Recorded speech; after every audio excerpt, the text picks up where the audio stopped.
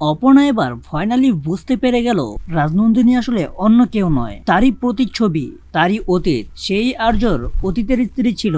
তো বন্ধুরা, এ নিয়ে বিস্তারিত জানতে হলে এখনই ভিডিওতে লাইক দিয়ে পুরো ভিডিওটি দেখতে থাকো। শুরুতেই থাকছে সমস্ত জর্জাপটা কাটিয়ে উঠে আর্যর রুমটাকে পুরোটা ফুলে ফুলে সাজিয়ে অপর্ণাকে নিয়ে প্রথমবারের মতন তারা দুজন একসাথে থাকতে চলেছে। ওই আনন্দের মুহূর্তে আর্য অপর্ণাকে সারপ্রাইজ দিয়ে তার মাথার উপর গোলাপের পাপড়ি ফুল ছিটাতে থাকে, কিন্তু অপর্ণা একটু আয়নাটার দিকে লক্ষ্য করতেই দেখতে পায় সেখানে আর্যর পাশে অপর্ণা নয়, রাজনন্দিনী।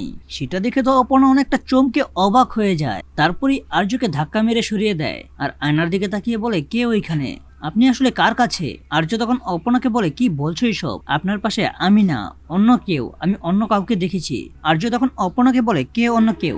আমাদের মাঝে আর কেউ নেই, আর কেউ আসার সাহসও পাবে না, শান্ত হও তুমি। ঠিক তখনই তাদের পিছনে থাকা আয়নার গ্লাসটা ভেঙে যায় আর ভেঙে মাটিতে পড়ে দুমড়ে মুচড়ে যায়। আর এটা দেখে অপর্ণা তো আরো ভয় পেয়ে যায়। তারপরে অপর্ণা বুঝতে পারে এটা আসলে অন্য কেউ নয়, তারই প্রতিচ্ছবি, মানে রাজনন্দিনী, তারই অতীত। তো বন্ধুরা, এবার কি হতে চলেছে এই নিয়ে তোমাদের মূল্যবান মতামতগুলো কমেন্ট করো। আর এরকম নিত্য নতুন সিরিয়ালের আপডেট পেতে এখনই চ্যানেলটা সাবস্ক্রাইব করো।